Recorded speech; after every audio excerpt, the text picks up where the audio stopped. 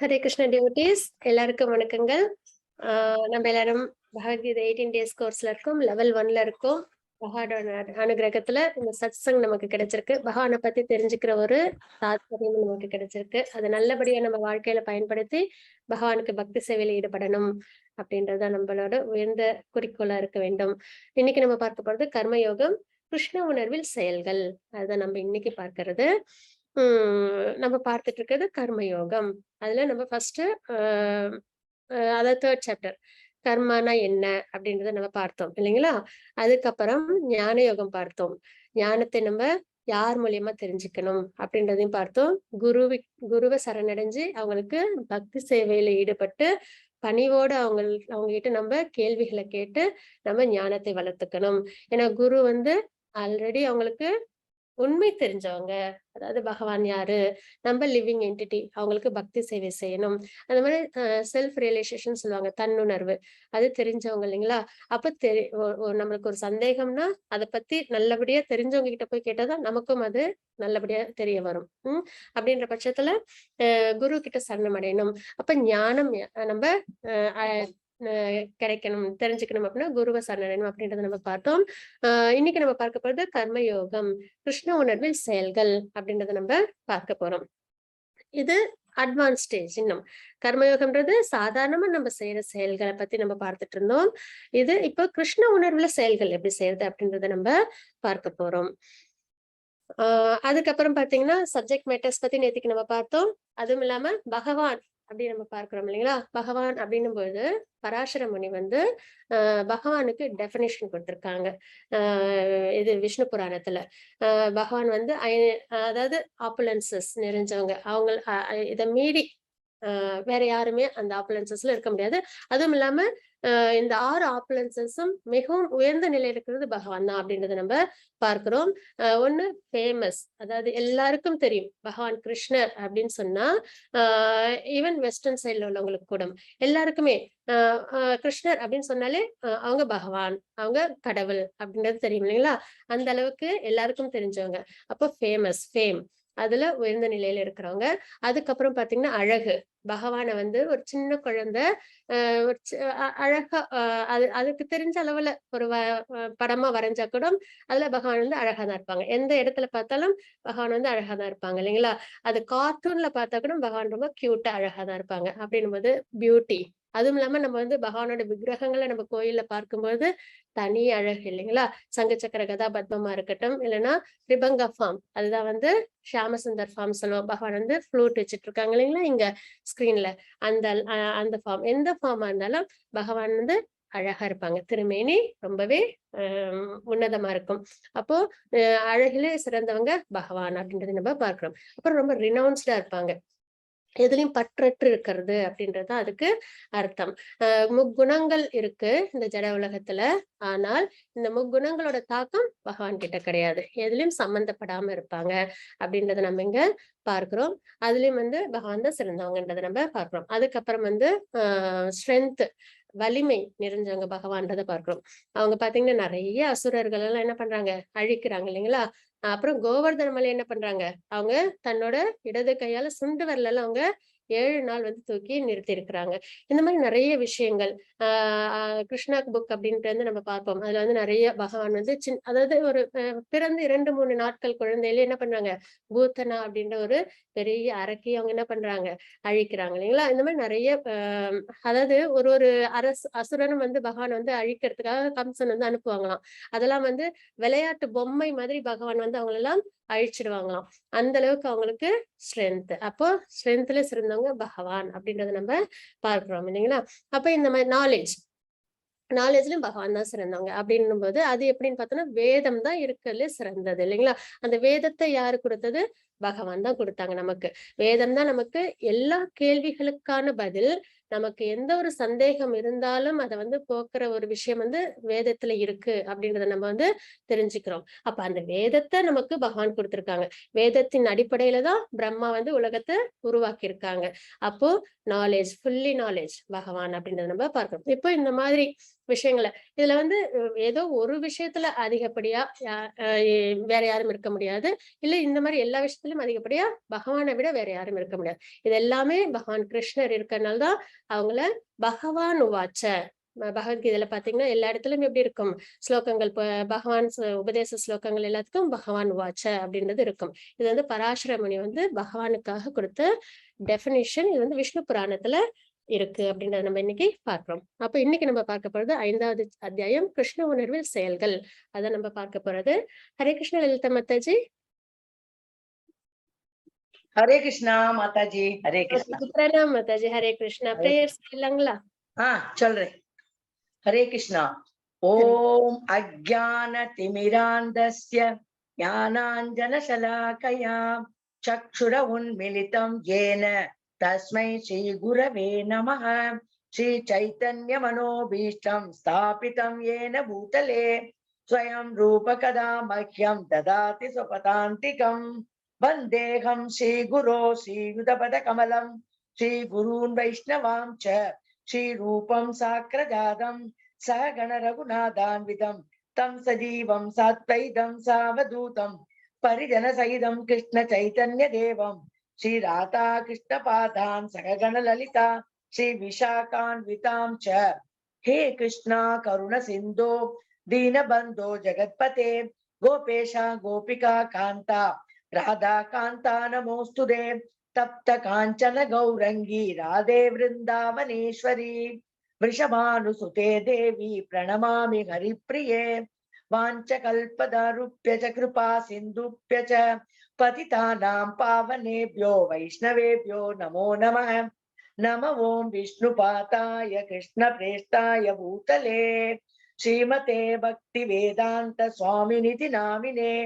नमस्ते सरस्वती देवी गौरवाणी प्रसारिणे निर्विशेष शून्यवादि पश्चात्य देशधारिणे.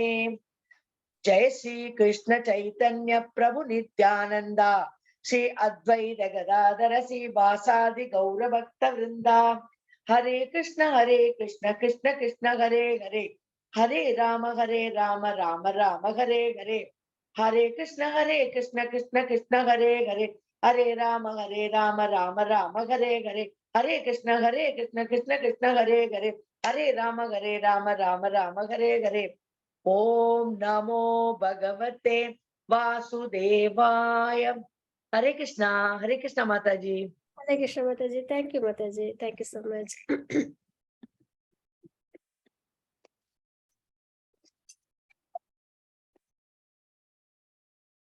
ஹரே கிருஷ்ணா டிவோட்டீஸ். நம்ம இன்னைக்கு சாப்டர் 5 பார்க்க போறோம். அதற்கு முன்னாடி ஒரு ரீகேப் பார்த்துடலாம். இது வரைக்கும் நம்ம பார்த்த அத்தியாயங்கள்ல இருந்து ஒரு சில விஷயங்கள் நம்ம பார்த்துடலாம். அர்ஜுனரின் தவறான புரிதல் அப்படின்றத நம்ம இங்க பார்க்கிறோம். வறண்ட மன ஊகங்களை விட பக்தி சேவை சிறந்தது. ஏன்னா ஃபர்ஸ்ட் அத்தியாயத்துல என்ன ஆச்சு, அர்ஜுனர் வந்து மனக்குழப்பத்துல கவலையில இருக்காங்க இல்லைங்களா? எதனால கவலை? அவங்களுக்கு போர் பண்ண மாட்டேன் அப்படின்னு சொல்லிட்டு அவங்க 5 காரணங்கள் சொன்னாங்க. அது எல்லாமே என்ன, மன ஊகங்கள் அப்படின்றதுதான். அதாவது தெளிவில்லாம இருக்கும்போது மனம் வந்து ஒரு சஞ்சலத்துல வருது இல்லைங்களா? அதாவது போர் பண்ணா வந்து எல்லாரும் அழிஞ்சு போயிடுவாங்க, அதுக்கப்புறம் வந்து எனக்கு அதுல எந்த சந்தோஷமுமே இல்லை, இந்த மாதிரி நிறைய விஷயங்கள் அவங்க மனசு என்ன பண்ணுச்சு, ரொம்பவே கஷ்டப்படுத்துச்சு. தெளிவில்லாம இருந்தாங்க, இன்டெசிஷன்ல இருந்தாங்க இல்லைங்களா? அப்ப இந்த மன ஊகங்கள் அதாவது வறண்ட மன ஊகங்களை விட பக்தி சேவை சிறந்தது அப்படின்றத நம்ம தெரிஞ்சுக்கிறோம். அப்போ நம்ம என்ன ஒரு செயல் செஞ்சாலும் அது பக்தி சேவையா இருந்ததுன்னா நம்ம அதுல எந்த விதமான தவறுகளும் ஏற்படுறதுக்கு வாய்ப்பில்லை. அந்த ஸ்லோகத்திலும் நம்ம பார்த்தோம், பக்தி சேவையில சின்னதா ஒரு முன்னேற்றம் இருந்தா கூட பயம் விட்டு போகும் அப்படின்றத நம்ம பார்த்தோம் இல்லைங்களா? ஃபர்ஸ்ட் சாப்டர்லயே அதுதான் நம்ம இங்க பார்க்கிறது. 2வது அத்தியாயத்துல ஸ்லோகங்கள் 11-30 வரைக்கும் பகவான் வந்து ஆத்மாவின் அறிவை வந்து கொடுத்திருக்காங்க. ஆத்மாவோட நிலைப்பாடு அது அழியாதது, என்னைக்கும் நித்தியமா இருக்கக்கூடியது அப்படின்றது. அப்போ பிறப்பு இறப்புன்றது இந்த ஜட உடலுக்குத்தானே தவிர ஆத்மாவுக்கு கிடையாது அப்படின்றத நம்ம இங்க எடுத்துக்கிறோம். ஏன்னா அர்ஜுனர் என்ன பண்ணாங்க, நான் பீஷ்மரையும் துரோணரையும் அப்புறம் என்னோட உறவினர்கள் எல்லாரையும் நான் வந்து கொலை பண்ணால், அழிச்சால் அது தவறாகுமே. அதுல ஒரு கருணை வேற அவங்களுக்கு இருந்தது இல்லைங்களா? அப்போ பகவான் என்ன பண்ணாங்க அவங்களுக்கு? ஆத்ம அறிவ குடுத்தாங்க. ஆத்மா என்னைக்கும் அழியாதது, நித்தியமானது. அதுக்கு பிறப்பு, இறப்பு அப்படின்றதே கிடையாது. இந்த ஜட உடலுக்கு மட்டும் தான் பிறப்பு, இறப்பு அப்படின்றது இருக்கு அப்படின்றத நம்ம பார்க்கிறோம். அப்புறம் ஆத்மாவ பத்தின தன்மைகளும், அது எதாலும் வெட்ட முடியாது, அழிக்க முடியாது, அதாவது எரிக்க முடியாது, நனைக்க முடியாது, உலர்த்த முடியாது அப்படின்றதெல்லாம் நம்ம பார்த்தோம் இல்லைங்களா? அப்ப அந்த நித்தியமான ஆத்மா அப்படின்னு நம்ம தெரிஞ்சதுக்கு அப்புறம் ஆத்மாவுக்கு சம்பந்தப்பட்ட விஷயத்த தான் நம்ம பார்க்கணும். ஆத்மா ஆத்மாக்கு சம்பந்தப்பட்ட விஷயம்ன்றது பக்தி சேவை. பகவானுக்கு பக்தி சேவை பண்றது. அப்போ இந்த நிரந்தரமில்லாத ஏன்னா நம்ம எல்லா வேலைகளும் நம்ம இது வரைக்கும் நிறைய விஷயங்கள் நம்ம ஈடுபடுறோம் இல்லைங்களா? எல்லாமே பார்த்தீங்கன்னா, இந்த அழியக்கூடிய உடல் சம்பந்தப்பட்ட விஷயமா தான் இருக்குமே தவிர, ஆத்மா சம்பந்தப்பட்ட விஷயம் நம்ம எவ்வளவு செய்யறோம் பார்த்தீங்கன்னா, ரொம்பவே கம்மியான விஷயம் தான் செய்யறோம் இல்லைங்களா? அப்ப அதுலேருந்து நம்ம என்ன பண்ணணும்? பரிமாற்றம். கொஞ்சம் ட்ரிம்மிங் அவ்வளவுதான். ரொம்ப கஷ்டம்லாம் எதுவுமே கிடையாது. நம்ம அதே வேலைகள் தான் தினப்படி செய்வோம். ஆனா நம்ம உணவா எடுத்துக்கும் போது அத பிரசாதமா எடுத்துக்கிறோம். அதே மாதிரி நம்ம வந்து மத்த விஷயங்கள்ல நம்ம டைம் ஸ்பெண்ட் பண்றதை விட பகவானுக்கான விஷயங்கள்ல நம்ம டைம் ஸ்பெண்ட் பண்ணணும். நிறைய பகவானை பத்தின விஷயங்களை நம்ம கேட்கணும். அப்போதான் நமக்கு வாழ்க்கை எப்படி வாழணும் அப்படின்றதுக்கான தாத்பரியம் தெரியும். மன உறுதி ஏற்படும். பயம் ஏற்படாது நமக்கு. இல்லைங்களா? இந்த மாதிரி விஷயங்கள்லாம் நம்மளுக்கு ஆன்மீகம்ன்றது நமக்கு வந்து ஒரு சக்தியை கொடுக்கும். எதற்காகவும் நம்மளுக்கு வந்து பயம்ன்றதே ஏற்படாது. ஏன்னா ஒரு உண்மையான டிவோட்டி எதற்காகவும் வந்து பயப்பட மாட்டாங்க. அப்படி பயம் இல்லாத தன்மைதான் ஒரு டிவோட்டியோட அடையாளமே. ஏன்னா பயம்ன்றது இந்த ஜட உலக சம்பந்தப்பட்ட விஷயங்கள்ல தான். இது நடக்குமோ நடக்காதோ, இது கிடைக்குமோ கிடைக்காதோன்னு நம்ம நினைக்கும் போதுதான் பயம்ன்றது நம்மள வந்து தாக்கும். ஆனா ஆத்ம சம்பந்தப்பட்ட விஷயம், பக்தி சம்பந்தப்பட்ட விஷயத்துல நம்மளுக்கு பயம் ஏற்படாது. அதுக்கு பிரகலாத் மகாராஜோட சரித்திரத்தை நம்ம வந்து உதாரணமா எடுத்துக்கலாம். அதுல என்னன்னு பார்த்தோம்னா, பிரகலாத் மகாராஜருக்கு ஹிரண்யகசிபு நிறைய கஷ்டங்களை கொடுத்துக்கிட்டே இருந்தாங்க இல்லைங்களா? ஆனா அவங்க எந்த ஒரு இடத்திலும் மனசோர்வு அடையல. எந்த ஒரு இடத்திலும் பகவான் மேல இருந்த நம்பிக்கை அவங்களுக்கு போகல. அதே மாதிரி எந்த ஒரு இடத்திலும் அவங்க பயப்படவும் இல்லை இல்லைங்களா? அப்போ இந்த நிலைப்பாடு ஒரு பக்தனுக்கு பகவான் மேல முழு நம்பிக்கை இருக்கும்.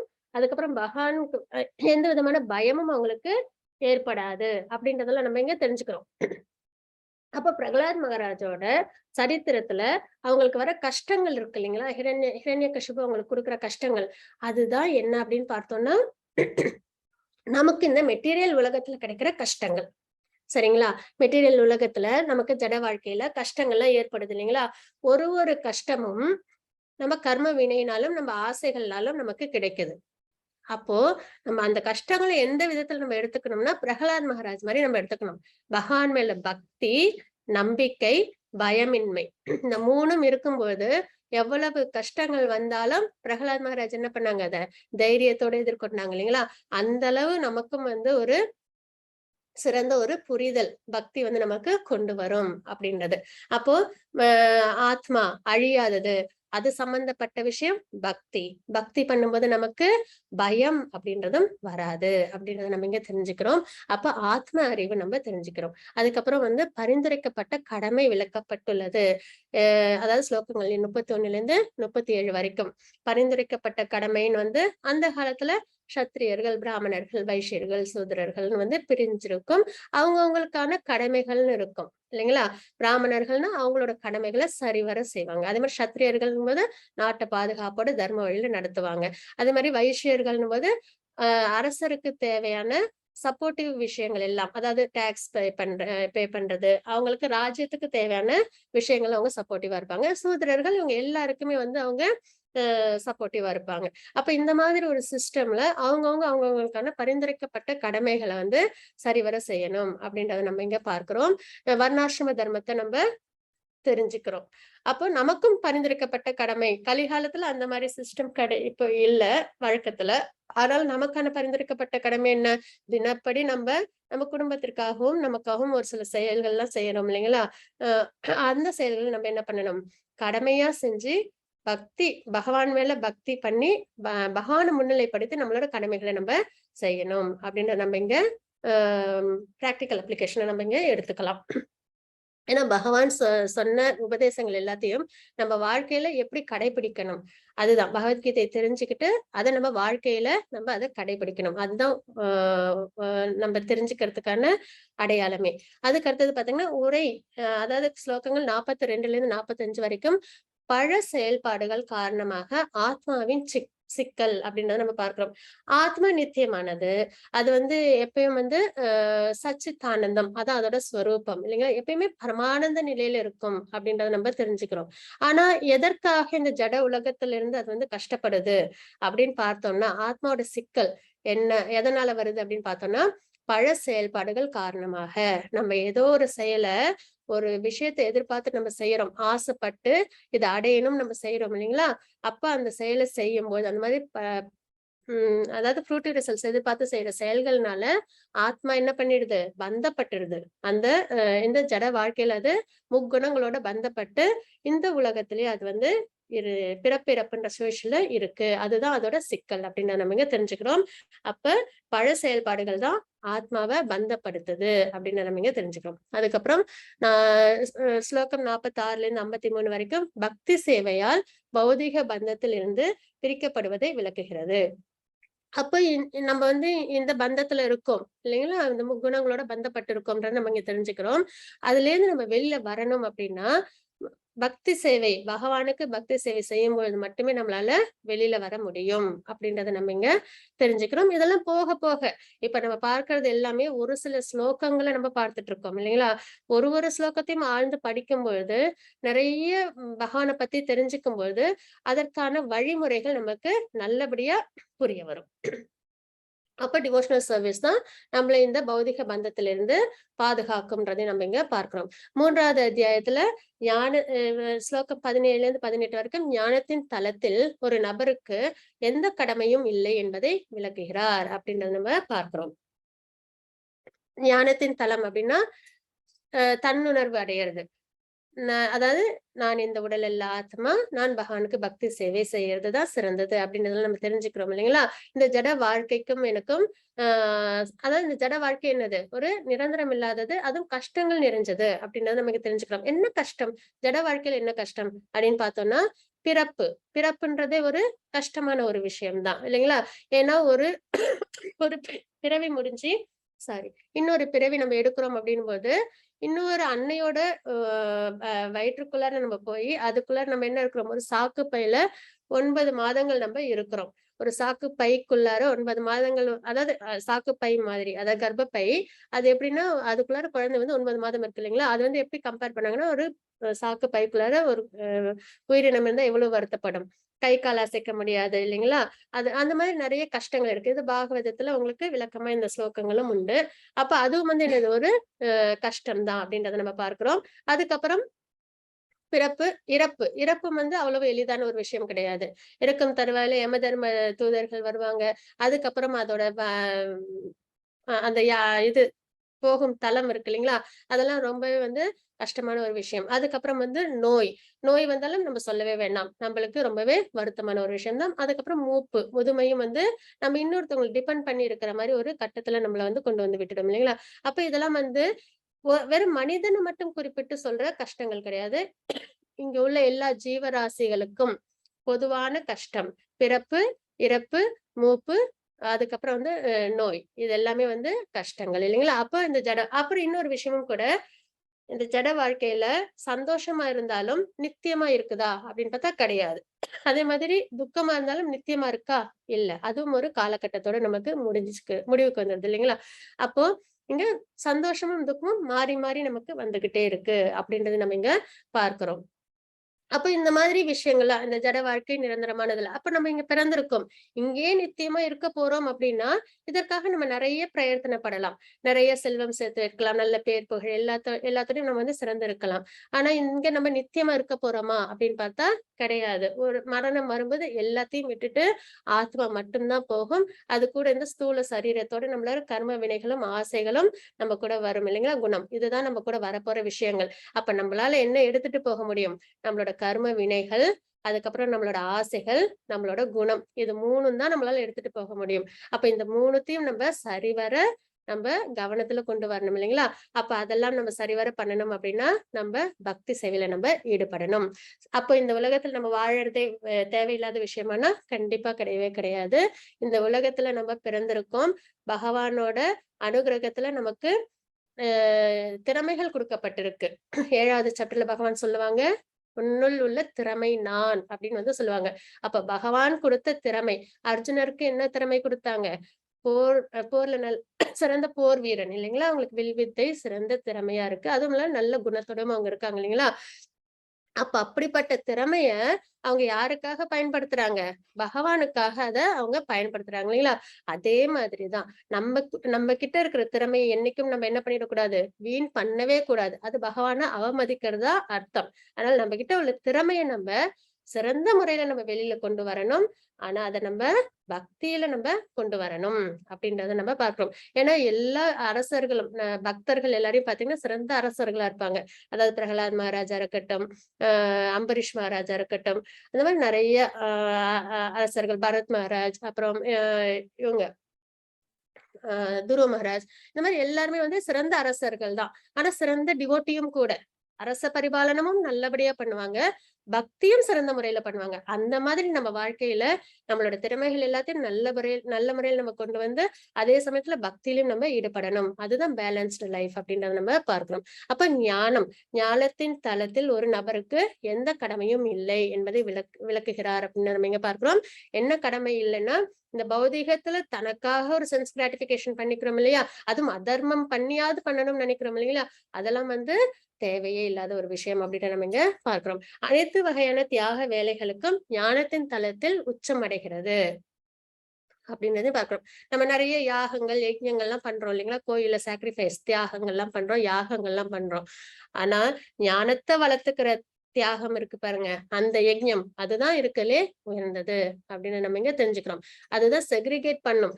மன ஊகங்களை நம்ம கிட்ட உள்ள சந்தேகங்களை விலக்கி நமக்கு ஒரு புரிதலை ஏற்படுத்துது இல்லைங்களா? அப்ப ஞானத்தலம் தான் என்னது உச்சம் அப்படின்னு நம்ம இங்க பார்க்கிறோம். அப்புறம் 4வது அத்தியாயத்தின் கடைசி ஸ்லோகத்துல பகவான் என்ன சொல்றாங்க? எல்லாத்தையும் விட்டுட்டு ஞானத்தை அதான் நேத்து நம்ம பார்த்தது ஞான யோகம் இல்லைங்களா? அப்போ சிறந்த ஞானம்ன்றது தன்னுணர்வு. அதெல்லாம் தெரிஞ்சுட்டு இருக்காம அர்ஜுனர்ட்ட அவங்க என்ன சொல்றாங்க? எழுந்து போரிடு அப்படின்றத அவங்க சொல்றாங்க. இன்னைக்கு நம்ம 5வது சாப்டர் பார்க்க போறோம். அதுல என்ன அப்படின்றத நம்ம பார்க்கலாம். ஹரே கிருஷ்ண மாதாஜி 5.2.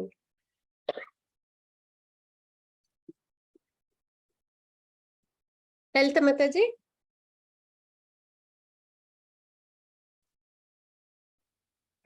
ஸ்ரீ பகவான் உவாச்ச சந்நியாச கர்ம யோகश्च நிஸ்ரேயஸ கராவுபௌ தயோஸ்து கர்ம சந்நியாசாத் கர்மயோகோ விசிஷ்யதே.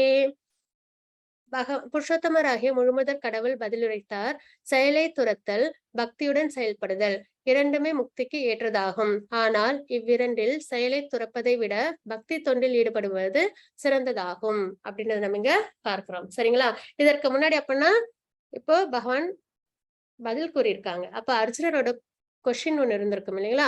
அதுல என்ன கேட்டிருக்காங்க அப்படின்னு பாத்தீங்கன்னா, செயலை துறத்தல் சிறந்ததா இல்ல பக்தியுடன் செயல்படுதல் சிறந்ததா? ஏன்னா கர்மயோக சாப்டர்லயும் 3வது சாப்டர் ஸ்டார்டிங்லயும் அர்ஜுனன் வந்து பகவான்ட்டு கேட்டிருப்பாங்க, செயல் புரிதல் நல்லதா இல்ல செயலை துறத்தல் சரியா அப்படின்னு கேட்டிருப்பாங்க இல்லைங்களா? அதே மாதிரி இங்கேயும் வந்து செயலை துறத்தல் நல்லதா, ஏன்னா ஞானத்தை வளர்த்துக்கணும் அப்படின்னு பகவான் சொல்லியிருக்காங்க இல்லைங்களா? அப்போ செயல் புரியாம இருக்கிறது சிறந்ததா இல்ல பக்தியோட செயல்படுதல் சிறந்ததா அப்படின்றத கேட்டிருக்காங்க. அதாவது செயலை துறத்தல்ன்றது இந்த பௌதிக சம்பந்தப்பட்ட செயல்கள்.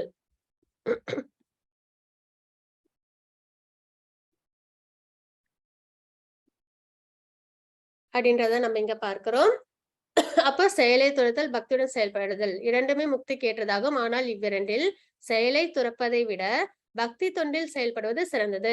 வெறும் இந்த ஜட உலக வாழ்க்கையில் உள்ள செயல்களை துறப்பதை விட பக்தி, அது நம்ம எந்த ஒரு செயல் செஞ்சாலும் அதுல பக்தி இருந்ததுன்னா அதுதான் சிறந்த செயல் அப்படின்றத பகவான் இங்க சொல்றாங்க. இப்ப நம்ம இந்த சாப்டரை பத்தி முழுமையா தெரிஞ்சுக்கிறதுக்கு இந்த ஸ்டோரியை பார்த்தா தெரிஞ்சிடும் நமக்கு. 2 ஸ்டோரி இருக்கு. ஒண்ணு வந்து அம்பரீஷ் மகாராஜ் ஸ்டோரி, அதுக்கப்புறம் வந்து நிருக மகாராஜா ஸ்டோரி. அம்பரீஷ் மகாராஜ் ஸ்டோரியில என்ன இருக்கும் அப்படின்னு பாத்தீங்கன்னா, அம்பரீஷ் மகாராஜ் வந்து இப்ப நம்ம பார்க்கறது எல்லாமே அரசர்கள் தான். அப்போ நம்மளோட கடமைகளை திறன்பட செய்யணும். வாழ்க்கையில இதெல்லாம் துறந்துட்டு நம்ம வெறும் பக்தியில மட்டும் ஈடுபடுறதுன்றது பகவான் எந்த இடத்துலயும் பரிந்துரைக்கல. நம்மளோட கடமைகளை சிறந்த முறையில செஞ்சுக்கிட்டு பக்தி சேவையில ஈடுபடுறதுதான் சிறந்தது. நம்ம வந்து திறமைய வந்து நம்ம நல்ல முறையில அர்ஜுனன் மாதிரி வெளியில கொண்டு வரணும் அப்படின்றதுதான் பகவானோட உபதேசமா நம்ம எடுத்துக்கிறோம். அப்ப இங்க பார்க்கிறது நம்ம நிருக மகாராஜ், அம்பரீஷ் மகாராஜ் இவங்க 2 பேரோட சரித்திரத்தையும் நம்ம பார்த்தோம்னா நமக்கு கிருஷ்ண உணர்வுல செயல் செய்யறது எவ்வளவு சிறந்ததுன்றதை நம்மளால புரிஞ்சுக்க முடியும். அம்பரீஷ் மகாராஜ் ஸ்டோரி நம்ம ஃபர்ஸ்ட் பாத்திரலாம். அதுல அம்பரீஷ் மகாராஜ்ன்றவங்க ஒரு சிறந்த அரசர், ரொம்பவே பியூர் டிவோட்டி, அவங்க சிறந்த ஒரு பக்தர். அவங்க எப்படி அப்படின்னு பார்த்தோம்னா, அதாவது வந்து பிரகலாத் மகாராஜ் வந்து ஸ்லோகம் கொடுத்திருப்பாங்க பாகவதத்துல. அதாவது ஸ்ரவணம், கீர்த்தனம், விஷ்ணு ஸ்மரணம், பாத சேவனம், அர்ச்சனம், வந்தனம், தாசியம், சாக்கியம், ஆத்மனி வேதனம் அப்படின்ற 9 வகையான பக்தி. இந்த 9 வகையான பக்தியும் செஞ்சு பகவானை வந்து சரணடையணும். அப்போ நம்ம பகவானை முழுமையா சரணடைய முடியும் அப்படின்றது வந்து அவங்க வந்து சொல்லியிருப்பாங்க. இதை நம்ம இன்டெப்த் வந்து பக்தி யோகா பார்க்கும்போது நம்ம வந்து பார்க்கலாம். 7வதுல இருந்து 12வது சாப்டர் வரைக்கும் நம்ம பக்தி யோகம் பத்தி தான் பார்ப்போம். அப்போ முழுமையா பார்க்கலாம். இப்போதைக்கு அந்த 9 வகையான பக்தி பிரகலாத் மகாராஜ் சொல்லியிருக்காங்க. இந்த அனைத்தையும் அம்பரீஷ் மகாராஜ் வந்து தன்னோட வாழ்க்கையில கடைபிடிச்சாங்க. அதுவும் இல்லாத தன்னோட புலன்கள் எல்லாத்தையும், அவயங்கள், கை கால்கள் எல்லாத்தையுமே வந்து பகவானோட பக்தி சேவையில அவங்க ஈடுபடுத்திட்டு இருந்தாங்க. அந்த அளவுக்கு அவங்க ஒரு ரொம்பவே பியூரான டிவோட்டி. அப்படி அவங்க வாழ்க்கை அவங்க சிறந்த முறையில வாழ்ந்துகிட்டு பக்தி சேவையிலும் ஈடுபட்டு நல்ல முறையில ஆட்சியும் பண்ணிட்டு இருக்காங்க. அப்போ அவங்களுக்கு அவங்க ஏகாதசி ஃபாஸ்டிங் இருப்பாங்க. பகவானுக்கு ஏகாதசி அன்னைக்கு விரதம் இருக்கிறது தான் சிறந்த ஒரு முறையும் கூட. அந்த மாதிரி அவங்க ஏகாதசி அன்னைக்கு விரதம் இருக்காங்க. அன்னைக்கு துர்வாச முனிவர் வராங்க. துர்வாச முனிவர் வந்த உடனே அம்பரீஷ் மகாராஜுக்கு ரொம்ப சந்தோஷம் ஆயிடும். ஏன்னா எப்பயுமே நம்ம வந்து ஒரு விஷயத்த தனிச்சு செய்யறதோட பகவானுக்கு வந்து சேர்ந்து கூட்டு பிரார்த்தனையா செய்யும்போது அது மிகவும் சந்தோஷத்தை கொடுக்கும். அப்படின்னும் போது தான் மட்டும் தனியா ஏகாதசி ஃபாஸ்டிங்க முடிக்காம ஒரு முனிவரும் வந்திருக்காங்களே, விஸ்வாமித்திரர் சிறந்த முனிவர் இல்லைங்களா, அவங்களோட சேர்ந்து அந்த ஃபாஸ்டிங் வந்து முடிக்கிறது சிறந்த ஒரு விஷயம், விரதத்தை முடிக்கிறது சிறந்த விஷயம் அப்படின்னு அவங்க சந்தோஷப்பட்டாங்க.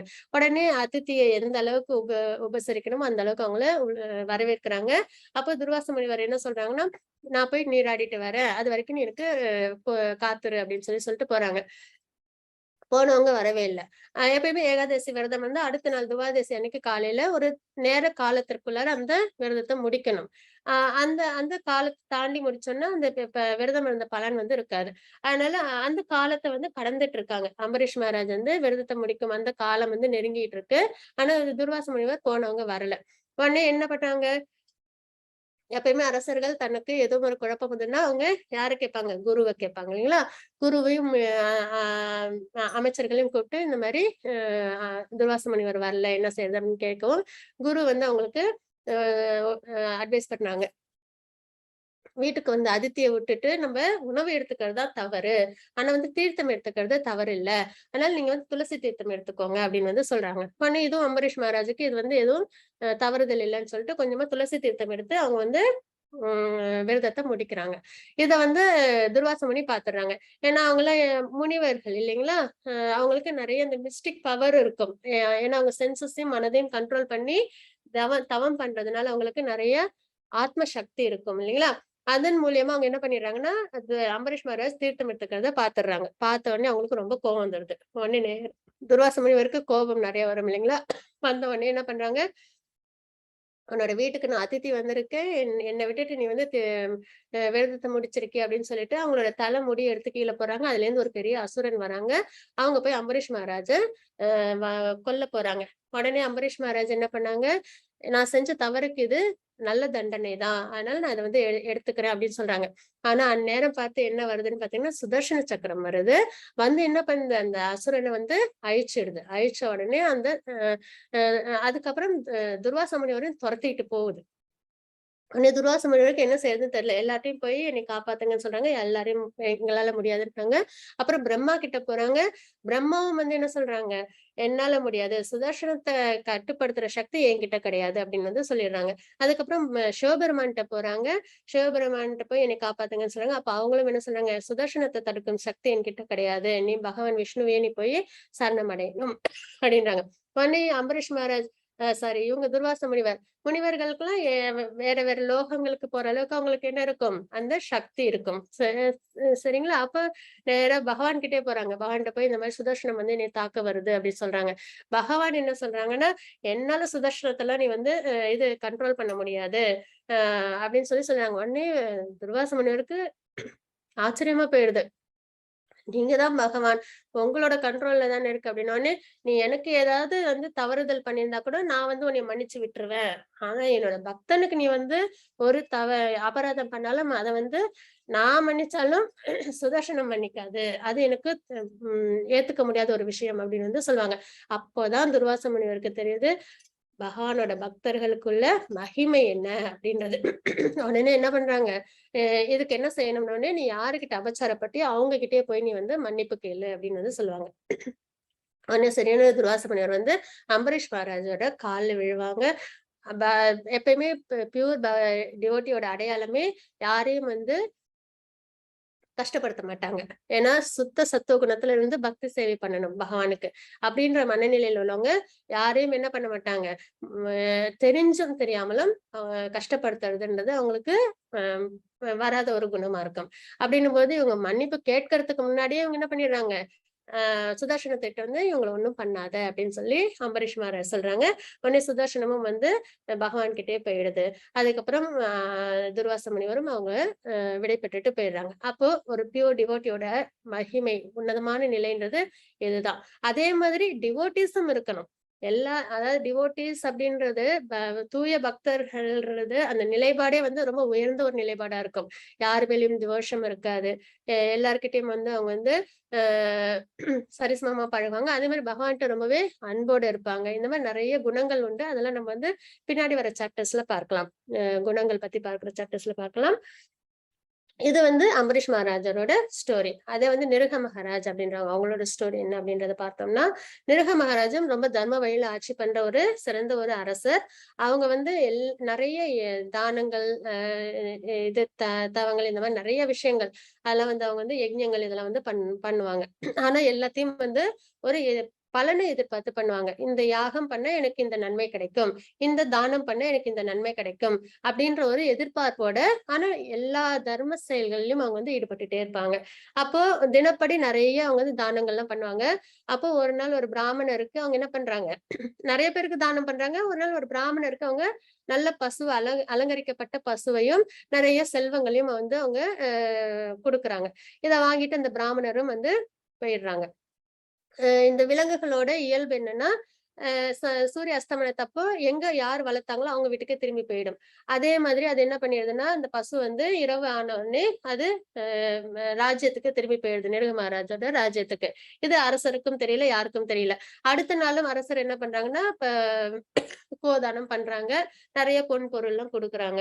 அப்ப இன்னொரு பிராமணர் வந்து அதே பசுவ அரசர் வந்து தானம் பண்ணிடுறாங்க. அத வாங்கிட்டு அவங்களும் போயிட்டே இருக்காங்க. இப்போ நாள் பசு தானமா வாங்கின பிராமணர் வந்து அந்த அ பசுவ பாக்குறாங்க. இன்னொரு பிராமணர் அத எடுத்துட்டு போறத. உடனே நிருக மகாராஜ்ட்ட போயிட்டு சொல்றாங்க. இந்த மாரி எனக்கு நீங்க குடுத்த பசு வந்து உங்ககிட்டயே வந்துருச்சு.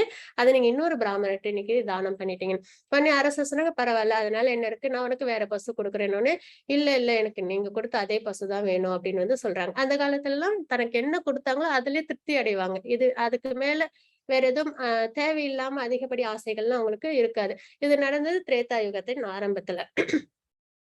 அப்போ அவங்க சொல்றாங்க, "இல்ல எனக்கு நீங்க குடுத்த அந்த தானமே போதும்னு." சரி அப்படியான்னு சொல்லிட்டு, அப்ப யாருகிட்ட தானமா குடுத்தாங்களோ அந்த பிராமணர கூப்பிட்டு, "நீங்க வந்து உங்களுக்கு நான் குடுத்த பசு வந்து தெரியாம நான் வந்து வேற ஒருத்தவங்கள்ட்ட குடுத்துட்டேன். அதனால நீங்க அத அவங்ககிட்ட குடுத்துருங்கன்னு."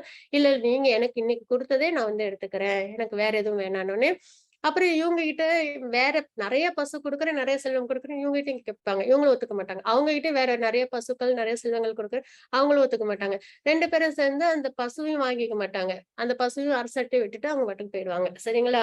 இப்படி நடந்ததுக்கு அப்புறம் அதுக்கப்புறம் அரசரும் வந்து மறுபடியும் நெறைய அ தானங்கள், இது யாகங்கள்லாம் செஞ்சு அவங்க வந்து அவங்களோட கடைசி வாழ்க்கையோட அந்திமத்துக்கு வராங்க. வரும்போது யமதர்மராஜர் வராங்க. வந்த உடனே அவங்க சொல்றாங்க, நீங்க எல்லாமே நல்ல நல்ல விஷயங்கள் செஞ்சிருக்கீங்க. உங்களுக்கு கண்டிப்பா சொர்க்கத்துல சிறந்த ஒரு சந்தோஷங்கள்லாம் காத்துட்டு இருக்கு. ஆனா நீங்க வந்து தெரியாம ஒரு தவறு செஞ்சுட்டீங்க. என்னன்னா ஒரே பசுவ 2 பிராமணர்களுக்கு குடுத்துட்டீங்க. அது வந்து நீங்க தெரியாம செஞ்சது. ஆனா அதுக்குன்னு ஒரு தண்டனை இருக்கு. அ அப்படின்னு வந்து சொல்றாங்க. உடனே வந்து சரி எப்பயுமே தவறுகளுக்கு நரகத்துல போய் தண்டனை அனுபவிச்சுட்டு, தண்டனை காலம் முடிஞ்சதும் வந்துருவோம். அதே மாரி நம்ம செய்யற நல்ல பலன்களுக்கு சொர்க்கத்துல போய் சந்தோஷங்கள அனுபவிச்சுட்டு, அந்த காலம் முடிஞ்ச உடனே, அந்த பலன் முடிஞ்ச உடனே திரும்பி வந்து இதே பூலோகத்துல பிறந்து நம்ம கர்மங்கள் அதாவது இது வந்து நம்ம வொர்க் பண்ணி நம்ம வந்து ஏர்ன் பண்ற இடம். இந்த பூலோகம்ன்றது. என்ன ஏர்ன் பண்றோம்? கர்மங்களை ஏர்ன் பண்றோம். புண்ணிய கர்மங்கள், பாப கர்மங்கள். அத போய் செலவு பண்றது நரகத்திலயும், சொர்க்கத்திலயும். சரிங்களா? அப்போ வந்து யம தர்மராஜர் கேக்குறாங்க. நீங்க வந்து எந்த எத வந்து நீங்க ஃபர்ஸ்ட் எடுத்துக்க போறீங்க? அதாவது நரகத்துக்கு இப்போ அதாவது பனிஷ்மென்ட் ஃபர்ஸ்ட் எடுத்துக்கிறீங்களான்னோனே, நிருக மகாராஜன் நான் ஃபர்ஸ்ட் வந்து தவறுக்கான தண்டனை எடுத்துக்கிறேன் அப்படின்றாங்க. அப்போ அது இந்த தவறு தெரியாம செஞ்ச அந்த தவறுக்கு தண்டனையா, அவங்க வந்து ஒரு பெரிய பல்லியா பிறந்து, தண்ணி இல்லாத கிணத்துல இருக்கணும். அதுவும் எப்போன்னா, இது திரேதாயுகத்தோட ஆரம்பத்துல ஆ மிருக மகாராஜோட சரித்திரம். அதுக்கப்புறம் இவங்க கேட்பாங்க, எனக்கு எப்போ வந்து விடுதலை கிடைக்கும்போது, துவாபர யுகத்தோட கடைசியில பகவான் கிருஷ்ணர் அவதாரம் பண்ணுவாங்க. அவங்க மூலியமா உங்களுக்கு லிபரேஷன் கிடைக்கும் அப்படின்னு வந்து சொல்லுவாங்க. அப்போ அவ்வளவு ஆண்டு காலங்களும் என்ன பண்றாங்க? இவங்க தண்ணி இல்லாத கிணத்துல பெரிய பல்லியா அவங்க வாழ்க்கைய வாழ்ந்துட்டு இருக்காங்க. அப்ப வந்து துவாபர யுகம் வந்துருது. பகவான் கிருஷ்ணரோட குழந்தைங்கலாம் அங்க விளையாண்டுட்டு இருக்காங்க. அவங்க விளையாண்ட பொருள் ஒண்ணு அந்த கிணத்துக்குள்ளார போய் விழுந்துரும். அப்ப அத எடுக்கிறதுக்காக போவாங்க. அங்க ஒரு பெரிய பல்லி இருக்கிறத பார்த்தோனே அவங்க போய் என்ன பண்ணுவாங்க, அவங்களே எடுக்க ட்ரை பண்ணுவாங்க, முடியாது. பகவான் கிருஷ்ணர்ட்ட போய் முறையிடுவாங்க. பகவான் வந்ததும் அவங்களுக்கு எல்லாமே தெரியும் இல்லைங்களா? பிரசன்ட், பாஸ்ட், ஃபியூச்சர் எல்லாமே தெரியும்ன்றத நம்ம நேத்திக்கும் நம்ம பார்த்தோம். அப்ப அவங்க வந்து எல்லாமே இருந்தாலும் மத்தவங்களுக்கும் தெரியணும்ன்றதுக்காக, அந்த பல்லி அப்படி தொடுவாங்க. தொட்ட உடனே பகவானோட ஸ்பரிசம் பட்ட உடனே ஒரு திவ்யமான உருவம் கிடைக்கும். அப்ப அவங்க சொல்லுவாங்க, இந்த மாரி "நிருக மகாராஜா நான் இருந்தேன்" அப்படின்ற அந்த ஸ்டோரி எல்லாம் சொல்லுவாங்க. அதுக்கப்புறம் அவங்க லிபரேட் ஆவாங்க அப்படின்றதுதான் கதை.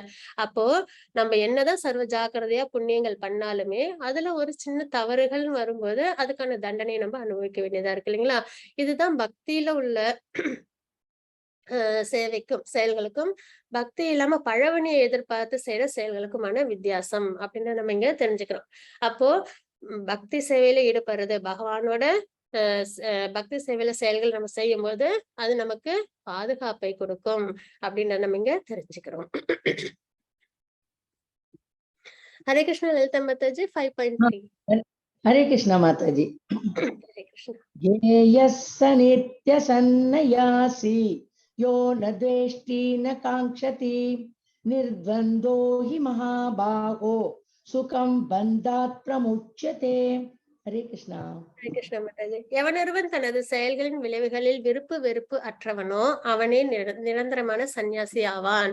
சந்நியாசம் அப்படின்றது என்ன அப்படின்னு பார்த்தோம்னா, மனதளவுல எதிலும் விருப்பு வெறுப்பு இல்லாம இருக்கிறதா சந்நியாசம் அப்படின்றத நம்ம இங்க தெரிஞ்சுக்கிறோம். சரிங்களா? வெளியில பார்க்கல, மனதளவுல விருப்பு வெறுப்பு இல்லாம இருக்கதா நிரந்தரமான சந்நியாசம் அப்படின்னு இங்க பகவான் சொல்றாங்க. பலம் பொருந்திய புயங்களை உடைய அர்ஜுனா, எல்லா இருமைகளில் இருந்தும் இருமைகள்ன்றதுதான் இந்த விருப்பு வெறுப்பு, சந்தோஷம் துக்கம், மானம் அவமானம், நண்பன் விரோதி, இந்த மாதிரி எல்லாம் இருக்கு இல்லைங்களா? அதுதான் இருமை. எல்லா இருமைகளிலிருந்தும் விடுபட்டுள்ள அத்தகையோன் பௌதீக பந்தங்களில் எளிதில் வென்று முழுமையாக முக்தி அடைகின்றான் அப்படின்றத நம்ம இங்க தெரிஞ்சுக்கிறோம்.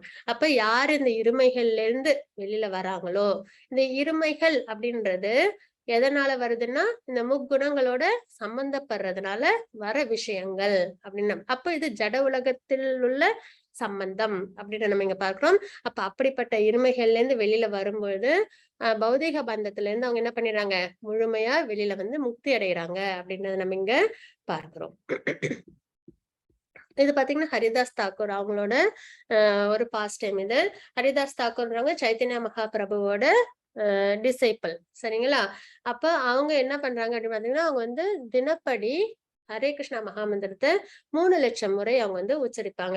ஒரு நாளைக்கு 2 மணி நேரம் தான் அவங்க வந்து வேற காரியங்களுக்கு அவங்க செலவு பண்ணாங்க. மத்த நேரம்லாம் மகாமந்திரத்தை உச்சரிச்சுக்கிட்டே இருப்பாங்க அப்படின்றதுதான். அப்ப அவங்க அவங்களோட தவத்தை வந்து கலைக்கணும் அப்படின்ற ஒரு எண்ணத்தோட ஒரு பெண் வராங்க. யாரு அப்படின்னு பாத்தீங்கன்னா வேசியாஸ்திரி. அவங்க வந்து என்ன பண்றாங்கன்னா அவங்களோட விருப்பத்தை ஹரிதாஸ் தாக்கூர்கிட்ட சொல்றாங்க. உடனே ஹரிதாஸ் தாக்கூர் என்ன பண்ணாங்கன்னா, நீங்க பொறுமையா இருங்க, எனக்கு வந்து சாண்டிங் பண்றது இருக்கு, நான் முடிச்சுட்டு வந்துடுறேன் அப்படின்னு வந்து சொல்றாங்க. அவங்க ஹரே கிருஷ்ணா மகாமந்திரத்தை சொல்றாங்க. அது சொன்ன உடனே அந்த நாள் முடிஞ்சிருது. உடனே வந்து நீங்க அடுத்த நாள் வாங்க அப்படின்னு வந்து சொல்லிடுறாங்க. மறுபடியும் அடுத்த நாள் அந்த அந்த பெண்மணி வராங்க.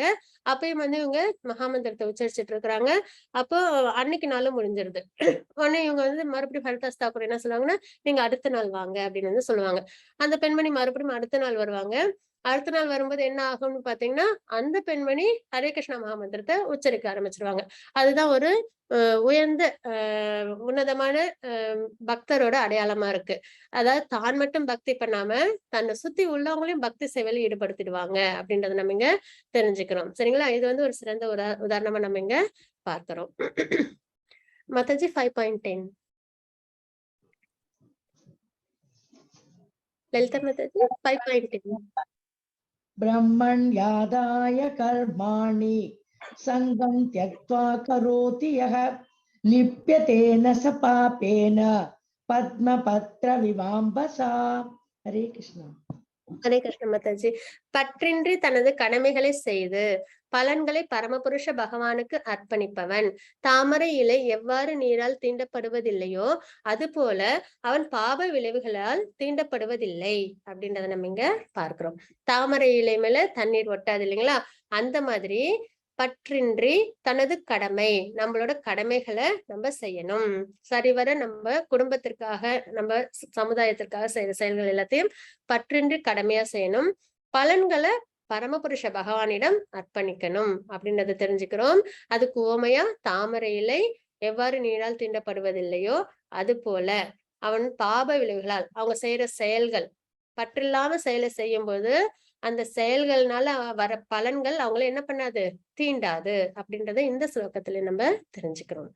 பிரபுபாதா அவங்க என்ன பண்ணாங்க, இந்த ஜட வாழ்க்கையில பற்றுதல் இல்லாம உலகம் முழுக்க கொண்டு போய் தனக்கு கிடைச்ச கிருஷ்ண பக்தி இந்த பொக்கிஷம் இல்லைங்களா, பகவத்கீதை பாகவதம்லாம் பொக்கிஷம். அவங்க என்ன பண்ணாங்க, வெறும் தான் மட்டும் அதை படிச்சுட்டு தான் மட்டும் பக்தி பண்ணி அதை வந்து வச்சுக்கல. என்ன பண்ணாங்க, உலகம் ஃபுல்லா, அதுவும் நம்ம கண்ட்ரில மட்டும் இல்லாம வெளிநாடுகள்ல உள்ளவங்களையும் அதை வந்து படிக்கிறதுக்கு அந்த பொக்கிஷத்தை அவங்க கிட்ட எல்லாமே கொண்டு போய் சேர்த்திருக்காங்க இல்லைங்களா. அவங்க என்ன பண்றாங்க, தன்னோட கடமைய பகவானுக்காக அவங்க செய்யறாங்க இல்லைங்களா. உலக வாழ்க்கையில பற்று இல்லாம அவங்க செய்யறாங்க அப்படின்றத நம்ம இங்க பார்க்கிறோம். சிறந்த ஒரு விஷயமும் கூடாது. ஹரே கிருஷ்ண மாதாஜி 5.18. विद्या विनय संपन्ने ब्राह्मणे गविहस्तिनि शुनि चैव स्वपाके च पंडिता समदर्शिनः. हरे कृष्णा. கிருஷ்ண மாதாஜி. அடக்கமுள்ள பண்டிதர்கள் தங்களது உண்மை ஞானத்தின் வாயிலாக கற்றறிந்த தன்னடக்கமுள்ள பிராமணன் பசு, யானை, நாய், நாயை தின்பவன் என அனைவரையும் சமநோக்கில் காண்கின்றான் அப்படின்றத நம்ம இங்க பார்க்கிறோம். பண்டிதா சமதர்ஷின, அதாவது அடக்கமுள்ள ஹம்பிள்னஸ் ரொம்பவே முக்கியம் கிருஷ்ண பக்தியில. ஏன்னா ஃபால்ஸ் ஈகோ, நான் தான் என்னாலதான் அப்படின்னு நம்ம நினைக்கிற வரைக்கும் அது வந்து தவறான புரிதல். எல்லாமே பகவானோடது, பகவான் கிட்டே இருந்து நம்ம எல்லாரும் வந்திருக்கோம். இந்த உயிரை கூட நம்மளால நமக்கு வேணுங்கிறப்ப புடிச்சு வச்சுக்க முடியாது, நமக்கு வர கஷ்டங்களை நம்மளால தடுக்க முடியாது இல்லைங்களா. அப்படின்ற பட்சத்துல என்னால இது நடந்தது அப்படின்னு நம்ம எந்த இடத்துலயும் நம்ம சொல்லிக்கும் போது அது அர்த்தமில்லாத ஒரு விஷயமா இருக்கு இல்லைங்களா. அப்போ அடக்கமுள்ள பிராமணன், ஃபால்ஸ் ஈகோ இல்லாம இருக்கும்போது ஹம்பிள்னஸ் ஆட்டோமேட்டிக்கா வந்துடும். பண்டிதர்கள் எப்படி இருக்காங்க, தங்களது உண்மையான ஞானத்தின் வாயிலாக ஆத்மாதான் நித்தியமானது, ஜட வாழ்க்கை நித்தியமானது அல்ல அப்படின்றத தெரிஞ்சுக்கிறாங்க இல்லைங்களா. பகவான் யாருன்னு செஞ்சு பக்தி செய்யறாங்க. அப்போ உண்மையான ஞானத்தின் வாயிலாக கற்றறிந்த தன்னடக்கமுள்ள பிராமணன், பிராமணனா இருக்கட்டும், பசு, யானை, நாயை தின்பவன் யாரா இருந்தாலும் எப்படி பார்ப்பாங்கன்னா சோல், அதுதான் ஆத்மா. அப்புறம் ஆத்மா கூட யார் இருக்கிறது, பரமாத்மா. நம்ம கிட்ட எப்பயுமே எல்லார்கிட்டயும் யார் இருப்பாங்கன்னா பரமாத்மா இருப்பாங்க, சாட்சியா இருப்பாங்க. நம்ம செய்யற செயல்களுக்கெல்லாம் சாட்சியா பரமாத்மா இருப்பாங்க. அப்போ எல்லாருக்குள்ளயும் இருக்கிற ஆத்மாவையும் பரமாத்மாவையும் அவங்க பார்ப்பாங்களே தவிர அவங்களோட குணங்களை அவங்க என்ன பண்ண மாட்டாங்க, பார்க்க மாட்டாங்க. அதனாலதான் அவங்களுக்கு வித்தியாசம் இருக்காது. கற்றறிந்த பிராமணன், பசு, யானை, நாய், நாயை தின்பவன், இப்படி யாரையும் வந்து இதெல்லாமே வந்து ஜட சம்பந்தப்பட்ட விஷயங்கள் இல்லைங்களா? அதனால அதெல்லாம் அவங்க கண்ணுக்கு தெரியாது. அப்ப எது மட்டும் தெரியும்? ஆத்மா, பரமாத்மா எல்லார்கிட்டயும் இருக்காங்க. எல்லாரும் எல்லா ஆத்மாவும் பரமாத்மாவுக்கு சேவை செய்யற தகுதியோட இருக்கும் இல்லைங்களா? அப்ப அவங்கள நிந்திக்க மாட்டாங்க. அப்ப எல்லார்கிட்டயும் சமமா, சரிசமமா அவங்க பழகுவாங்க. இதுதான் வந்து சமநோக்கில் காண்கிறது அப்படின்றத நம்ம இங்க பார்க்கிறோம். ஏன்னா நம்ம முன்னாடி பகவான் வராங்க அப்படின்னா நம்ம என்ன பண்ண மாட்டோம், அவமரியாதை பண்ண மாட்டோம் இல்லைங்களா? அதே மாதிரி பகவானுக்கு பக்தி சேவை செய்யறவங்களையும் நம்ம என்ன பண்ண மாட்டோம், அவமரியாதை பண்ண மாட்டோம். அப்ப எல்லாருக்குள்ளயும் எல்லா ஆத்மாவும் பகவானுக்கு பக்தி சேவை செய்யறதுதான், எல்லா ஆத்மாக்கிட்டையும் பரமாத்மாவும் இருக்காங்க அப்படின்றத பார்க்கணும். அந்த எண்ணோக்கோட பார்க்கும்போது யாரும் யாரையும் என்ன பண்ண மாட்டாங்க, துன்புறுத்த மாட்டாங்க அப்படின்றத நம்ம இங்க பார்க்கிறோம். எல்லாரையும் சரிசமமா பார்ப்பாங்கன்றது நம்ம இங்க பார்க்கிறோம். மத்தஜி 5.22. ये हि संस्पर्शजा भोगा दुःखयोनय एव ते आद्यन्तवन्त कौन्तेय न तेषु मते बुधः. हरे कृष्णा. ஹரே கிருஷ்ண மாதாஜி. ஜட புலன்களின் தொடர்பினால் வரும் இன்பம் துன்பங்களுக்கு காரணமாக இருப்பதால் அறிவுடையோன் அதில் பங்கு கொள்வதில்லை. குந்தியின் மகனே, இத்தகு இன்பங்களுக்கும் ஆரம்பமும் முடிவும் இருப்பதால் அறிவுடையோன் இவற்றில் மகிழ்ச்சி அடைவதும் இல்லை அப்படின்னு நம்ம இங்க பார்க்கிறோம். சரிங்களா? ஜட புலன்களின் தொடர்பினால், அததான் நம்ம செகண்ட் சாப்டர்லயும் பார்த்தோம். ஜட பொருள், அதுல புலன்கள் சம்பந்தப்படுது, ஆசை ஏற்படுது, அதை அடையணும்னு நம்ம ஆசைப்படுறோம். அடையலைன்னா நம்மளுக்கு கோபம் வருது, வீழ்ச்சி அடைகிறோம் அப்படின்றத பார்த்தோம். அப்புறம் 5 குதிரைகள், ஜட புலன்களை நம்ம பார்க்கிறோம் இல்லைங்களா? அப்ப இங்க இந்த பிக்சர்லயும் அப்படிதான். இந்த வெளிச்சத்திற்காக என்ன பண்ணுது, இந்த வீட்டில் போச்சு அங்க போகுது. அதே மாதிரி இந்த மான் என்ன பண்ணும், நல்ல இசை அதுல மயங்கி வேடன் வந்து நல்ல இசையை கொடுத்தாங்கன்னா அது ஆபத்துன்னு தெரியாம அது என்ன பண்ணிடும், அந்த இசையை நோக்கி அது போகுது இல்லைங்களா? அப்ப சென்ஸ் கிராட்டிபிகேஷன். அதே மாதிரி இந்த மீன் என்ன பண்ணுது, நமக்கு உணவு இருக்கு அப்படின்னு நினைச்சிட்டு அது என்ன பண்ணிடுது, வந்து ஆபத்துல மாட்டிக்குது இல்லைங்களா? அதே மாதிரி இந்த தாமரை பூல வந்து என்ன பண்ணுது, தேனி வந்து மாட்டிக்குது. அப்புறம் பூ மூடினதுக்கு அப்புறம் அதால வெளியில வர முடியாம, அப்ப இது எல்லாமே என்ன பண்ணுது, ஒரு சென்ஸ் என்ஜாய்மெண்ட்ஸ்க்காக புலன் பொருட்கள்ல உள்ள ஆசையினால புலன் இன்பத்திற்காக போய் என்ன பண்ணுது, ஆபத்துல மாட்டிக்குது இல்லைங்களா? அப்போ ஜட புலன்களின் தொடர்பினால் வரும் இன்பம் துன்பம், இன்பமும் இருக்கு. ஏன்னா இப்ப இந்த தேனி போய் அங்க வந்து தேன் குடிக்குது, இந்த மான் வந்து இனிய இசையை கேட்குது, அப்ப இன்பம் இருக்கு. அப்ப துன்பமும் இருக்கு. அதுக்கப்புறம் அதுக்கு என்ன கிடைக்குது, துன்பமும் கிடைக்குது. அப்ப காரணம் என்ன, ஜட புலன்கள். அறிவுடையோன் அதில் பங்கு கொள்வதில்லை.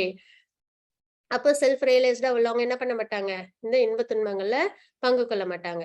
எதா இருந்தாலும் பகவானை முன்னிலைப்படுத்தி பகவானுக்கு சேவை செய்யறதன் மூலியமா அவங்க வாழ்க்கை அவங்க வாழ்வாங்க. அப்ப அவங்களுக்கு இந்த புலனின்ப விஷயங்கள் அவங்கள பாதிக்காது. குந்தியின் மகனே, இத்தகைய இன்பங்களுக்கு ஆரம்பமும் முடிவும் இருப்பதால் நம்ம இந்த ஜட வாழ்க்கையில இன்பத்துக்கும் ஆரம்பமும் முடிவும் உண்டு, துன்பத்துக்கும் ஆரம்பமும் முடிவும் உண்டு இல்லைங்களா? அப்ப அறிவுடையோன் இவற்றில் மகிழ்ச்சி அடைவதில்லை. அப்போ செல்ஃப் ரியலைஸ்டு பர்சன் ரொம்ப சந்தோஷமான விஷயம் கிடைச்ச உடனே ரொம்ப அவங்க அதுக்காக மகிழ்ச்சி அடைய மாட்டாங்க இல்லைங்களா? சரி, இதுவும் கடந்து போகும் அப்படின்ற ஒரு மனநிலையில தான் அவங்க இருப்பாங்க அப்படின்னு நம்ம இங்க தெரிஞ்சுக்கிறோம். மத்தது 5.23. शक्नोति हैव यः सोढुं प्राक् शरीर विमोक्षणात् काम क्रोधोद्भवं वेगं सयुक्त स सुखी नरः. हरे कृष्णा. ஒருவனால் தனது தற்போதைய உடலை நீக்கும் முன்பு, நம்ம இப்போ ஒரு பிறவி எடுத்திருக்கோம் இல்லைங்களா? இந்த பிறவியிலேயே இதுக்காக வெயிட் பண்ணணும்னு அவசியம் இல்லை. சரி, நம்ம அடுத்த பிறவியில பாத்துக்கலாம், இல்ல பின்னாடி பாத்துக்கலாம், இல்லைன்னா ஒரு இளம் வயதுல இருக்கிறவங்க ஒரு 60 வயசுக்கு மேல பாத்துக்கலாம் அப்படின்னு போஸ்ட்போன் பண்ணிக்கிட்டே வந்துட்டு போயிடுவாங்க இல்லைங்களா? அப்படி இல்லாம ஒருவனால் தனது தற்போதைய உடலை நீக்கும் முன், ஏன்னா அன்சர்டன் எப்பவுமே இருக்கும், அன்சர்டனிட்டின்றது எப்பவுமே இருக்கிற ஒரு விஷயம் இல்லைங்களா? அப்போ தற்போதைய உடலை நீக்கும் முன் ஜட புலன்களின் உந்துதல்களை பொறுத்து கொள்ளவும், ஜட புலன்கள்னால ஏற்படுற ஆசைகளை பொறுத்துக்க பொறுத்து கொள்ள வேண்டும் அப்படின்றத பார்க்கிறோம். காமத்தையும் கோபத்தையும் கட்டுப்படுத்தவும் முடிந்தால் அவன் நன்கு நிலை பெற்றவன் ஆவான் அப்படின்றது இந்த ஸ்லோகத்துல நம்ம பார்க்கிறோம். அப்போ நம்ம வந்து இந்த புலனின்ப விஷயங்கள்ல நம்மளால கட்டுப்படுத்தணும் அப்படின்னு நினைக்கும் போது நம்மளால முடியாத பட்சத்துல நம்ம என்ன பண்ணணும், புலன்களை பக்தி சேவையில நம்ம ஈடுபடுத்தணும். அதுதான் இருக்குல்ல சேஃபான வந்து ஒரு வழிமுறையா இருக்கும். சரிங்களா? ஏன்னா புலன்கள் என்னைக்குமே ஆசைப்பட்டு நல்ல சுவையான சாப்பாடு சாப்பிடணும்னு எப்பயுமே ஆசை இருக்கதான் செய்யும் இல்லைங்களா? ஆனா அதே நம்ம நல்ல பகவானுக்கு ஆஃபர் பண்ணிட்டு எடுத்துக்கும் போது நம்ம புலன்களும் சந்தோஷப்படும். அதே மாதிரி நம்மளுக்கு பியூரிஃபிகேஷனும் கிடைக்கும். அப்போ புலன்களை எல்லாத்தையும் பக்தி சேவையில் ஈடுபடுத்துதான் சிறந்த ஒரு விஷயமா நம்ம பார்க்கிறோம். அப்ப ஜட புலன்களின் உந்துதல்களை பொறுத்து கொள்ளவும் காமத்தையும் கோபத்தையும் கட்டுப்படுத்த முடிந்தால் அவன் நன்கு நிலை பெற்றவன் ஆவான். இவ்வுலகிலேயே அவன் மகிழ்ச்சியுடன் இருப்பான் அப்படின்றத பார்க்கிறோம். இப்ப மகிழ்ச்சின்றது எப்ப கிடைக்குது? பக்தி சேவையில கிடைக்குது அப்படின்றத நம்ம இங்க தெரிஞ்சுக்கிறோம். அதுவும் முக்கியமா தவறான செயல்கள் அப்படின்னும் போது அதுல அவசியம் என்ன பண்ணவே கூடாது, போகவே கூடாது அப்படின்றத நம்ம இங்க தெரிஞ்சுக்கிறோம். மத்தது 5.29 भोक्तारं यज्ञतपसां सर्वलोकमहेश्वरं सुहृदं सर्वभूतानां ज्ञात्वा मां शान्तिमृच्छति। ॐ तत्सत् इति श्रीमद्भगवद्गीतासु उपनिषत्सु ब्रह्मविद्यायां योगशास्त्रे श्रीकृष्णार्जुनसंवादे कर्मसन्न्यासयोगो नाम पंचमोऽध्यायः। सर्वं कृष्णार्पणमस्तु। हरे कृष्णा। हरे कृष्णा माताजी। Hare Krishna Mataji. Thank you so much Mataji. Hare Krishna. அமைதி ஃபார்முலா இதுதான் சரிங்களா? அமைதி அடையறதுக்கான வழி என்ன அப்படின்னு பார்த்தோம்னா, ஏன்னா நம்ம எல்லாருமே தேடுறது கஷ்டமில்லாத வாழ்க்கை, அப்புறம் அமைதியான வாழ்க்கை, சந்தோஷமான வாழ்க்கை. இந்த வாழ்க்கை எல்லாமே நமக்கு அமையும் பக்தியில ஈடுபடும் போது அமையும். பௌதீக சம்பந்தத்துல இருக்கும்போது அமைதியும் சந்தோஷமும் கஷ்டமும் இல்லாம வாழணும்னு நினைக்கும் போது அது அவ்வளவு ஈஸியான ஒரு விஷயம் கிடையாது அப்படின்றத நம்ம உணரணும். அப்போ இந்த ஸ்லோகத்துல நம்ம என்ன பகவான் கொடுத்திருக்காங்கன்றத பார்க்கலாம். நானே எல்லா யாகங்களையும் தவங்களையும் இறுதியில் அனுபவிப்பேன் என்றும் எல்லா லோகங்களையும் தேவர்களையும் கட்டுப்படுத்துபவன் என்றும் எல்லா உயிர் வாழிகளின் உற்ற நண்பன் என்றும் அறிந்து. பகவான் எல்லாருக்கும் உற்ற நண்பன். நம்ம இந்த பௌதிக உலகத்துல நம்மளுக்கு நண்பர்கள் இருப்பாங்க, நல்ல நண்பர்கள் இருப்பாங்க. சில சமயம் ஒரு சில கருத்து வேறுபாடு பிரிஞ்சு போறவங்களும் இருப்பாங்க இல்லைங்களா? ஆனா பகவான் உற்ற நண்பன் எப்படின்னா இந்த வாழ்க்கையில மட்டும் கிடையாது. ஒரு லிவிங் என்டிட்டி ஆத்மா அப்படின்னு வந்த உடனே பரமாத்மாவா கூடவே வந்துருவாங்க. அந்த லிவிங் என்டிட்டி கூட எப்பயுமே பகவான் பரமாத்மாவா இருந்து உற்ற நண்பனா இருந்து நன்மையான விஷயத்துக்கு எப்பயுமே வழி நடத்திக்கிட்டே இருப்பாங்க. ஆனா பகவானோட பேச்ச நம்ம கேட்கறது இல்ல. பகவான் நம்ம கூட இருக்காங்கன்றதையும் இந்த முக்குணங்களோட தாக்கங்கள்னாலையும் பாப செயல்கள்னால நம்மளால உணர முடியாததுனாலதான் பகவான் நமக்கு உற்ற நண்பன்றதை நம்மளால புரிஞ்சுக்க முடியாம போயிடுது இல்லைங்களா? அப்போ எல்லா உயிர்வாழிகளின் உற்ற நண்பன் என்று அறிந்து நம்ம இந்த ஜென்மம் இல்லாம எப்பயுமே நமக்கு உற்ற நண்பன் பகவான் அப்படின்னு நம்ம புரிஞ்சுக்கணும். அப்போ எல்லா யாகங்கள் தவங்கள் எது பண்ணாலும் கடைசியா அதை அனுபவிக்கிறது யாரு? பகவான் தான் அப்படின்றத நம்ம ஏத்துக்கணும். ஏன்னா எல்லாமே பகவானோட திருமேனில இருந்து வந்ததுதான். சித்து அச்சித் இரண்டுமே பகவானோட திருமேனியிலிருந்து வந்த விஷயம்தான். எதுவுமே இங்க என்னோடது அப்படின்னு நம்ம சொந்தம் கொண்டாடிக்கவே முடியாது. ஈவன் சயின்டிஸ்ட் கூட ஏதாவது ஒண்ணு கண்டுபிடிச்சாங்கன்னா ஏற்கனவே இருக்கிறத அவங்க கண்டுபிடிப்பாங்க. ஏற்கனவே சூரியன் பகவான் படைச்சிருப்பாங்க. அதோட தன்மைகளை புதுசா அவங்க கண்டுபிடிச்சு நமக்கு சொல்லுவாங்களே தவிர இங்க உள்ள ஒரு விஷயமும் பகவானோடது அப்படின்றத நம்ம தெரிஞ்சுக்கிறோம் இல்லைங்களா? அப்போ எல்லாத்தையும் அனுபவிக்கிற அந்த விஷயமும் யாரு சேரும்? பகவானையே சேரும். எல்லா லோகங்களையும் தேவர்களையும் கட்டுப்படுத்துபவரும் யாரு? பகவான். தேவர்களை உருவாக்குறது லோகங்கள் எல்லாம் உருவாக்குறதும் பகவான்றத நம்ம தெரிஞ்சுக்கிறோம். அப்போ எல்லாத்தையும் கட்டுப்படுத்துறதும் பகவான். சூரியன் காலையில வருது, சாயந்தரம் போகுது, காற்று வீசுது, எல்லாம் யாரோட விருப்பத்திற்காக செயல்படுறாங்க? பகவானோட விருப்பத்திற்காக, பகவானுக்கிட்ட உள்ள பயத்தினால, பகவான் கட்டுப்படுத்துறதுனால எல்லாமே அதனுடைய வேலைகளை சரிவர செய்யுது. அப்போ ஆத்மா நம்மளும் என்ன பண்ணணும்? பகவானுக்கு பிடிச்ச மாதிரி நம்ம வாழ்க்கையை நம்ம வாழ்ந்து பக்தி சேவையில் ஈடுபட்டு பகவானை திருப்தி பண்ணணும். அப்புறம் பகவான் தான் எல்லாருக்கும் முற்ற நண்பன். இதெல்லாம் நம்ம உள் வாங்கும் பொழுது நம்ம நமக்கு என்ன நிலை ஏற்படுது? என்னை பற்றிய முழு உணர்வில் இருப்பவன் ஜட துயரங்களில் இருந்து. அப்போ இந்த நிலையில்லாத ஜட துயரங்களிலிருந்து விடுபட்டு அமைதி அடைகின்றான் அப்படின்றத இங்க பகவான் சொல்றாங்க. இதுதான் 5வது சாப்டர் நம்ம தெரிஞ்சுக்கிற விஷயங்கள். வாஞ்சா கல்பத்தருபஸ்ய கிருபா சிந்து பையவச்ச பதிதானாம் பாவனேபியோ வைஷ்ணவேபியோ நமோ நமः. அனந்த கோடி வைஷ்ணவேந்த விஜய். ஸ்ரீல பிரபுபாத் கி ஜெய். ஹரே கிருஷ்ணா.